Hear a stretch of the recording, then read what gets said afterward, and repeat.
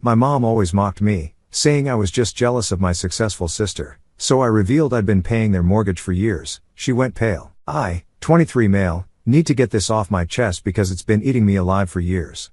My whole life, I've been the disappointment in my family, not because I actually messed up, but because I picked a path my parents think is beneath them. I got into fixing stuff when I was a teenager. I started with small projects around the house, then helping neighbors with their decks and fences. By 18, I was working for this local contractor who taught me everything about woodworking and home repairs. 2 years later, I had enough skills and connections to start my own handyman business. Here's the thing, I'm actually making bank, like, seriously good money. I've got regular clients who refer me to their friends, zero debt, a solid truck that's paid off, and enough savings that I could buy a small house if I wanted to. I charge $75 per hour for most jobs, and I'm booked solid weeks in advance. Do the math. But my parents? They act like I'm one step away from being homeless. My dad keeps sending me job listings for real careers, and my mom is always talking about night school options, like I'm some loser who can't figure out what to do with his life. Meanwhile, my sister Jess, 26 female, is the golden child who can do no wrong. She went to Cornell, got some fancy sounding marketing job in the city, and supposedly lives this amazing Instagram life with her investment banker boyfriend. Every family dinner is the J show, and then they look at me with these disappointed faces. So, built any nice birdhouses lately? Like what I do is some kind of joke. The crazy part? 2 years ago, I overheard my parents freaking out about money. Dad's company had cut his hours, and they were behind on the mortgage. They were seriously worried about losing the house, the same house I grew up in, where all our family memories are. I had the money to help them. I'd been saving basically everything I earned. But I knew they would never accept it from me because, in their eyes, I'm just playing around with tools until I grow up and get a real job. So I did something kind of nuts. I figured out a way to set up automatic payments for their mortgage from my business account, made it look like it was coming from their retirement fund. For 2 years, I've been secretly paying their $1,750 monthly mortgage. That's over $40,000 of my unsuccessful career money, keeping a roof over their heads while they praise Jess for sending them pictures of her business class flights. I never said anything because, I don't know, pride? Hope that they'd eventually notice I was doing okay? But they never did. Dad still introduces me as my son who's between careers, and Mom still sends me listings for apartments I could actually afford that are total dumps compared to where I could live if I wanted to. The worst is family gatherings. All my aunts and uncles asking Jess about her amazing life, while I get the hanging in there? Questions, like I'm struggling. My cousin literally asked me if I needed help finding a steady job last Christmas, while I was in the middle of a $220,000 kitchen remodel for the mayor's house. And Jess just eats it up. She's always been that way. Ever since we were kids, she got straight A's, was class president, the whole golden child package. And I was always the other one. I've tried to show them I'm doing well in subtle ways. I bought a really nice watch. I take them out to dinner sometimes and pay without making a big deal about it. I got Mom a fancy spa package for her birthday. But they think I'm being irresponsible with my money, like I should be saving every penny for when my hobby doesn't work out anymore. The thing is, I'm not even mad about them favoring Jess. That's been my whole life. I'm used to it. What kills me is that they honestly think I'm some kind of loser when I'm literally keeping their house from being taken by the bank. And yeah, I know I should probably just tell them. But at this point, it would be this whole dramatic thing, and honestly, I don't have the energy for it. Also, it's not like Jess is a bad person or anything. We actually got along fine growing up, but a couple of months ago, I started noticing weird stuff with my sister. Jess has always been super consistent with her social media, posting about client meetings, office parties, weekend trips with her boyfriend Tom, all that stuff. But suddenly, her posts got off. First thing I noticed was she stopped tagging locations. She used to check in everywhere, fancy restaurants, her office building, airport lounges. Then she was just posting photos with vague captions like lunch meeting with the team, but no details on where. Then I spotted something really weird. She posted this photo of her view from the office, this skyline shot that was supposed to be from their corporate headquarters. But I recognized it from a real estate website because I'd been looking at apartments in that area. It was literally a stock photo from a property listing. Around the same time, her visits home got less frequent. When she did show up, she dodged questions about work. She used to brag nonstop about her clients and projects, but now she'd just say things were really busy or going great without any details and change the subject super fast. And her boyfriend Tom started acting weird too.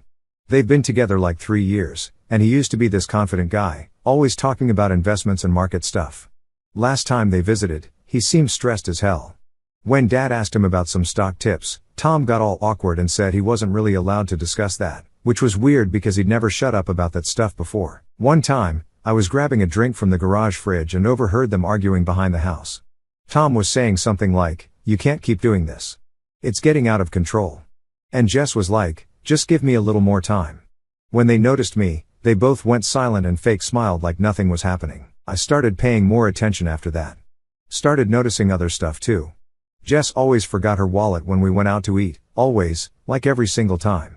Her supposedly brand new Audi was in the shop for like 3 months straight. She kept using Mom's car when she visited.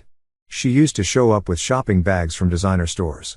Now she was borrowing Mom's clothes and accessories. Whenever my parents asked her for help with even small stuff that cost money, she'd have some excuse about how her accounts were tied up in investments or she was between payment cycles. Her Instagram still showed the fancy lifestyle, but I realized she was recycling a lot of old photos and just posting them with new captions.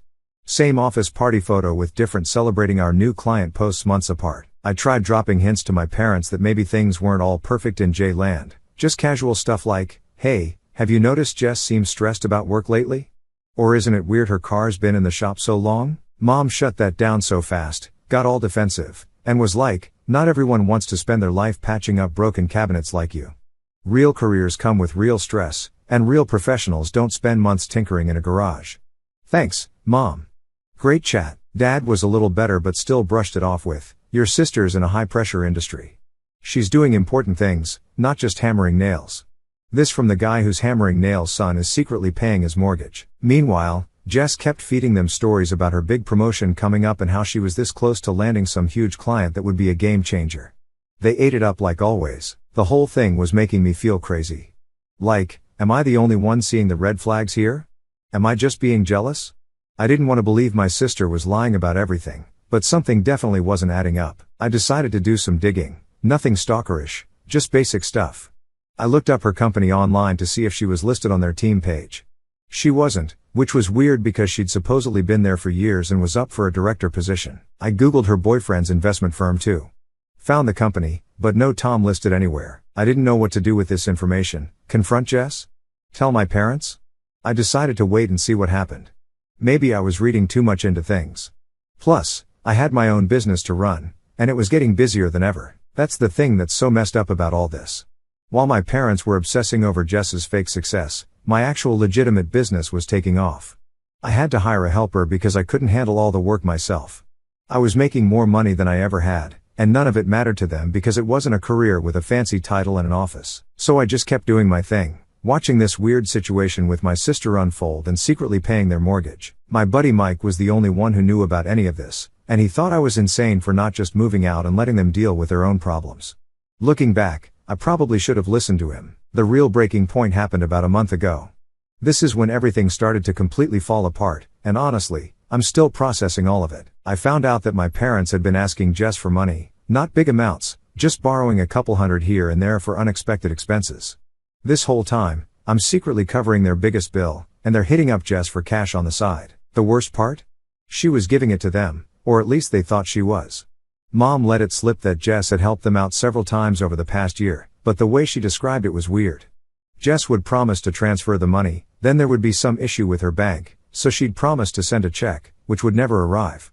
Then she'd claim she'd paid a bill directly for them, but they'd still get late notices. It was this crazy circle of excuses that somehow my parents kept believing. And the entire time, they're telling me I need to get my financial act together. The irony was too much. I started wondering what would happen if I just stopped paying their mortgage. Would they finally have to face reality? Would they realize that Jess wasn't actually helping them? Or would they just lose the house and blame me somehow for not being successful enough to help them out? That's when I decided I needed to force the issue. I was tired of being the secret supporter, getting zero credit while Jess got praised for doing nothing. I was tired of my parents looking down on my legitimate, successful business. Most of all, I was tired of feeling crazy for seeing what was so obviously happening right in front of them. So I made a plan. And man, I had no idea how quickly everything would unravel once I set it in motion. It started just a few days later. I was in my workshop behind the house, finishing up a custom cabinet for a client, a big job that needed my full focus. I was in the zone, putting the final touches on it before delivery, when my mom walked in unannounced. I could tell right away something was up. She stood there for a minute, watching me work, then launched into this whole speech about how tough the economy is and how everyone is feeling the pinch right now. I just kept working, thinking maybe she was finally going to admit they were having money problems, like, actual honesty for once. Stupid me. Instead, she hit me with, "So, your father and I have been talking, and we think it would be good for you to start contributing to the household expenses. You know, paying rent while you're living here." I nearly ruined the cabinet I was working on. I had to put my tools down and take a breath because I couldn't believe what I was hearing. I'd been paying their entire $1,750 a month mortgage for 2 years, and now they wanted rent on top of that? I tried to stay calm and pointed out that I was 23, running my own successful business, and maybe instead of paying them rent, I should be saving for my own place. That's when she gave me this look like I just slapped her or something. "We've supported you your whole life," she said, all dramatic, "and this is how you repay us? By refusing to help when we need it?" That's when I finally snapped. I asked her why she wasn't asking Jess for rent money, Jess, the golden child with her fancy corporate job and big city lifestyle. Why was it always me who had to step up? Mom's face changed real quick. She started stuttering about how Jess had real expenses and was building her career, while I was just playing with wood. Then she dropped this bomb, that Jess had loaned them money several times already, which I knew was total BS based on what I'd been seeing. I actually laughed. I couldn't help it.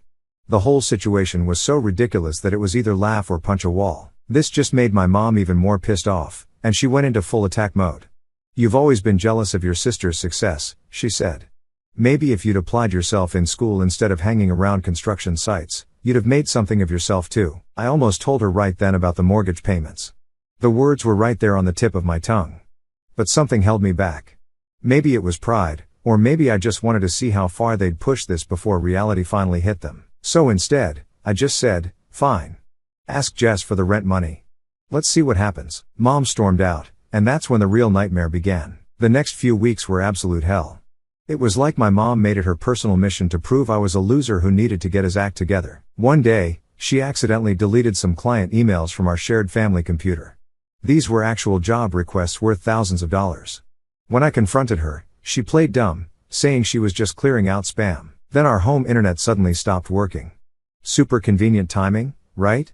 I manage all my business online, client communications, ordering supplies, sending invoices. Mom claimed it was technical issues, but I caught her on the phone with the provider, literally canceling our service. Her excuse? "We need to cut unnecessary expenses." I had to use my phone data for a week until I could get a separate line installed in my workshop. The sabotage just kept escalating.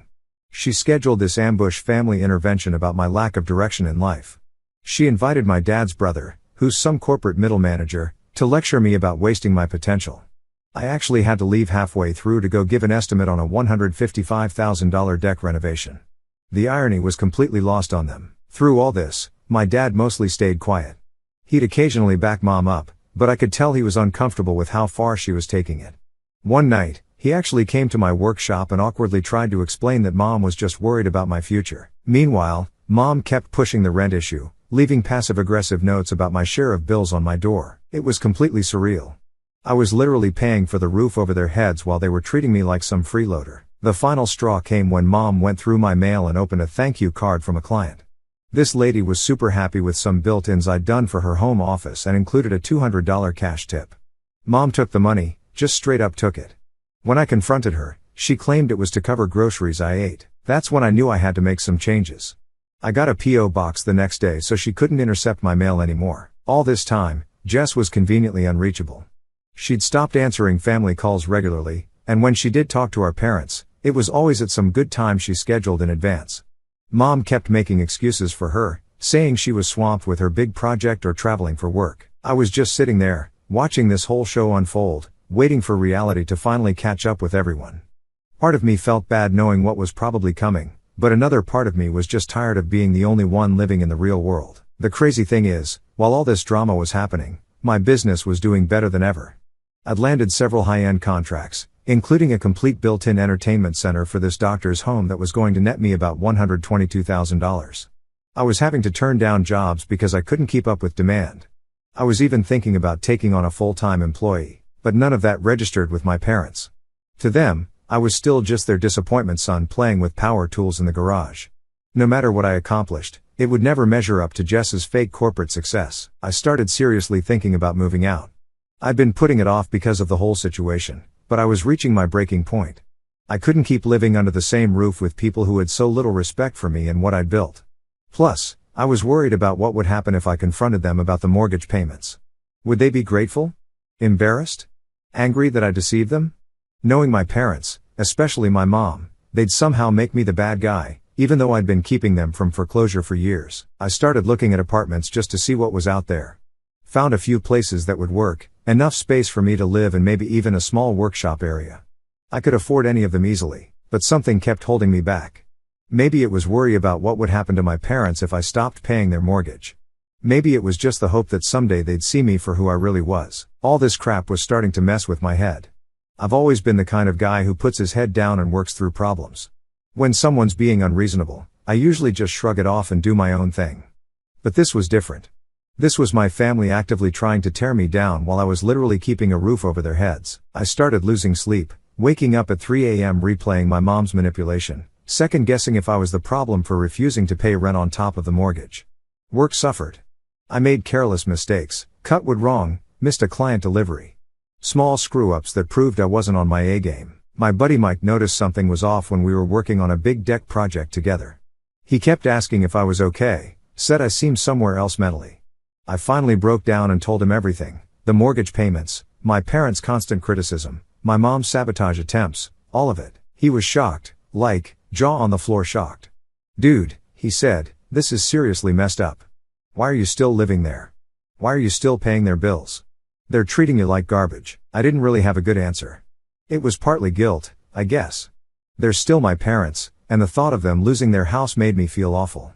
But if I'm being honest, part of me was still hoping they'd eventually see me for who I really was, a successful guy who'd built something real, not the loser they thought I was. Mike told me I needed to either confront them about the mortgage or move out and let them deal with the consequences of their actions. He was right. But something in me still couldn't pull the trigger on either option. So I just kept living in this weird limbo, trying to avoid my mom's sabotage while running my business and secretly paying their bills. The situation at home just kept getting worse. Mom started cleaning my workshop without permission, which meant my tools would be put in random places or my project plans would go missing. Dad kept hitting me with these guilt trips about family responsibility and how I needed to contribute more. It was like living with people who completely refused to see reality. Mom even went so far as to tell family friends that I was going through a rough patch and living at home until I got back on my feet. This got back to me when a family friend's son reached out, offering me a job at his moving company. I had to awkwardly explain that I actually owned my own successful business and wasn't looking for work. The weirdest part? My parents saw all the trappings of my success but somehow twisted them into negatives. When I bought a new truck for work, a necessary business expense, Mom commented that I was being flashy and should save my money. When clients called the house phone looking for me, Dad would ask if these were real jobs or just little fix-it projects. It was like they had this image of me as a failure, and no amount of evidence could change it. Meanwhile, Jess remained the golden child despite all the red flags about her situation. Mom kept bringing her up constantly. Jess is working such long hours. Jess might get promoted to VP. Jess and Tom are looking at waterfront property. All while Jess herself was becoming increasingly scarce and evasive. I tried to block it all out and focus on my work. Started taking more jobs farther from home so I'd have an excuse to be gone most of the day. Kept my invoices and business paperwork locked in a fireproof safe that I bought after catching Mom snooping. Started backing up all my client contacts and project files to the cloud in case she accidentally deleted more emails. Basically, I was living like someone under siege in my own home. Every morning, I'd wake up wondering what new sabotage attempt I'd have to deal with that day. The situation reached a new level of crazy when I overheard my mom on the phone with one of her friends, talking about how worried she was about my financial irresponsibility and how I couldn't manage money. This from the woman whose mortgage I was secretly paying because she and Dad couldn't afford it. The irony was so thick you could cut it with a saw. Around this time, I also noticed my parents were getting more anxious about hearing from Jess. Mom called her almost daily, but Jess was picking up less and less.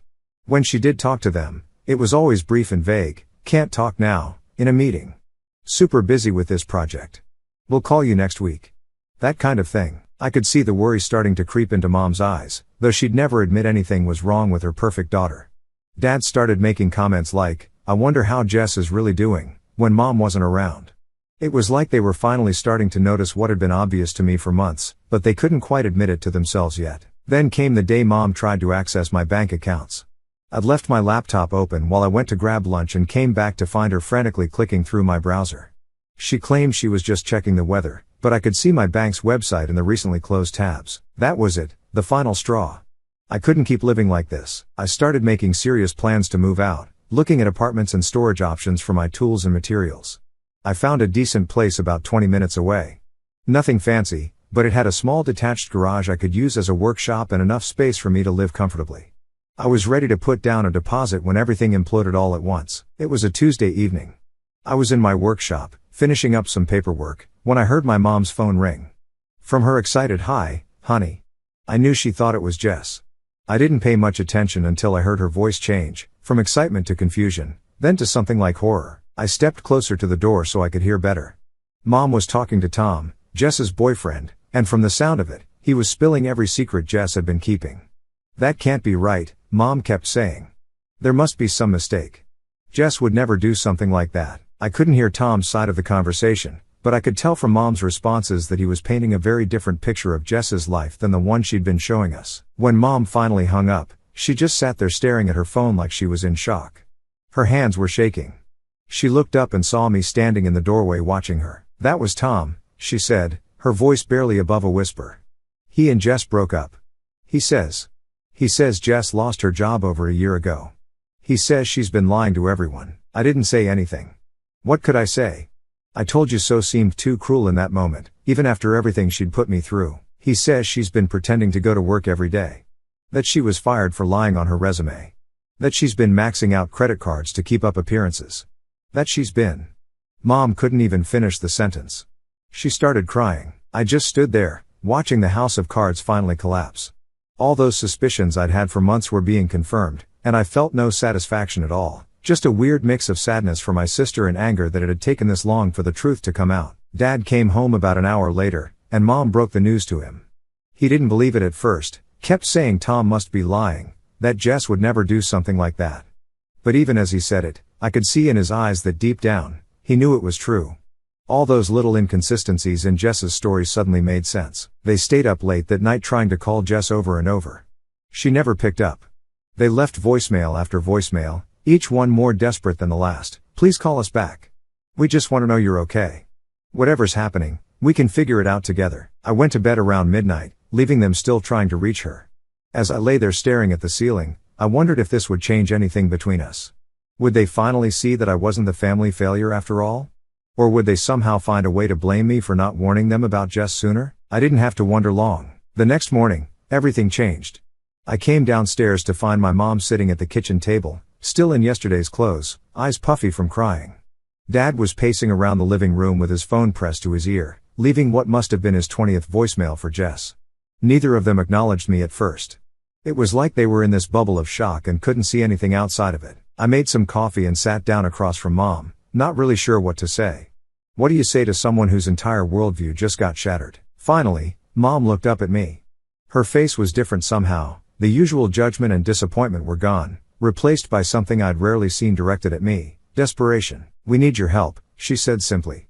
Just the naked truth that they were in trouble, and I was their last resort. She started telling me about their financial situation, how Dad's pension wasn't what they expected, how medical bills had piled up after his knee surgery 2 years ago, how they'd been barely treading water financially for years. "Jess has been helping us," she said, her voice cracking, "or at least we thought she was. Turns out my parents had been asking Jess for money regularly over the past year. Small amounts at first, a couple hundred here and there for unexpected expenses, then larger sums when bigger bills came due. And Jess had supposedly been helping them, telling them she'd transferred money or paid bills directly. But now they were finding out none of that was true. The bills she claimed to have paid were still outstanding. The transfers she promised never arrived. It had all been a web of lies to maintain her image as the successful daughter while she was actually drowning in debt herself. "We're going to lose the house," Mom said, her voice hollow. "The retirement fund we've been using for the mortgage, it's empty. We got a notice from the bank yesterday. We're 3 months behind." I just stared at her, trying to process what she was saying. 3 months behind? That wasn't possible. I'd been making those payments religiously for 2 years. "That's not right," I said. "The mortgage is current. It's been paid every month." Mom looked confused. "How would you know that?" And there it was, the moment of truth I'd been both dreading and waiting for. I took a deep breath. "Because I've been paying it," I said. For the past 2 years. Every month. From my business account. The look on Mom's face was something I'll never forget, complete and utter shock. Her mouth literally hung open. Dad, who had wandered back into the kitchen, dropped his phone. "What are you talking about?" Mom whispered. So I told them everything. How I'd overheard them worrying about losing the house 2 years ago. How I'd set up the automatic payments to look like they were coming from their retirement account. How I'd been silently keeping a roof over their heads while they continued to treat me like a failure. "Why didn't you tell us?" Dad asked, his voice uncharacteristically small. "Would you have accepted help from me?" I asked. "From your disappointment son with his hobby job? Or would you have been too proud to take money from someone you think is a loser?" They didn't have an answer for that. We all knew the truth. So all this time. Mom began, then stopped. I could see her mentally calculating just how much money I'd paid, over $40,000 at this point. "Why did you do it?" She finally asked. "Because it's our family home," I said. "Because I didn't want you to lose it. Because despite everything, you're still my parents." Mom started crying again, but these weren't the same tears as before. These were complicated tears. "We had no idea you were." Dad trailed off. "Successful," I filled in. "Yeah, I know. You've both made that very clear." The conversation that followed was tense and awkward. Mom kept saying how proud she was of me, how she'd always known I had potential. Dad talked about how impressed he was with my business sense, but neither of them actually apologized for how they treated me. Instead, they pivoted to talking about what we were going to do about Jess, how we needed to come together as a family to help her, how they knew I would want to help my sister when she finally turned up. It was surreal. Even after finding out I'd been financially supporting them for years while Jess had been lying to them, they still somehow saw her as the priority. It was like they were physically incapable of seeing me as equal to her, let alone acknowledging that I'd been the responsible one all along. I sat there listening to them talk about Jess's problems, about how we needed to be supportive when she came home, about how she was probably just overwhelmed by her high-pressure job. They were already making excuses for her, creating a narrative where she wasn't a liar but a victim of circumstance. And me? I was still just the backup plan. The safety net. The one who would keep paying the bills while they focused all their emotional energy on Jess. That's when I realized nothing was ever going to change. I could pay their mortgage for 20 years, build $1 million business, win a craftsmanship award from the president, and I'd still be the second best child in their eyes.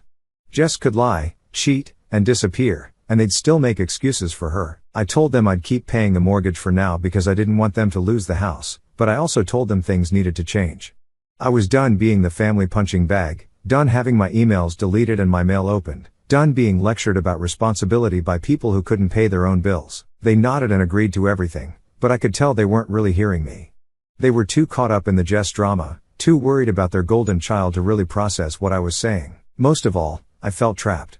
I was still living under their roof, still paying their mortgage, still caught in this dysfunctional family dynamic. And I honestly didn't know how to break free. Jess finally surfaced 3 days later. She didn't come home, just called Mom crying about how everything had fallen apart. She admitted to losing her job, to the credit card debt, to lying about her success. But she framed it all as something that had happened to her, not something she'd done. She was the victim of a toxic work environment and predatory lending practices. And my parents bought it hook, line, and sinker. Mom was on the phone with her for hours, consoling her, telling her it would all be okay, that they understood. Dad started researching credit counseling services and talking about how they could help Jess get back on her feet. Meanwhile, no one mentioned the $40,000+ I'd contributed to keep us all housed. No one acknowledged that while Jess had been digging herself into a hole of lies and debt, I'd been building a legitimate business and supporting the family. It was like we were right back where we started, with Jess as the focus of everyone's concern and me as an afterthought. That's when I knew I had to get out. Not just physically move out of the house, but emotionally distance myself from this toxic dynamic. I needed to accept that my parents would never see me clearly, would never value what I'd built, would never put me on equal footing with Jess. The next day, after talking with Mike, who gave me a confidence boost, I found an apartment across town and put down a deposit. It had a small garage space that would work for my business until I could find a proper workshop. I moved out the following weekend while my parents were at a meeting with their bank. I didn't tell them beforehand. I knew they'd try to talk me out of it, make me feel guilty, or find some way to sabotage my plans. I left a note explaining that I'd make the mortgage payment for 1 more month to give them time to figure something out, but after that, they were on their own. I also left printouts of all the mortgage payments I'd made over the past 2 years, along with a breakdown of how much money I'd saved them. At the bottom, I wrote, "Now you know which child was actually successful.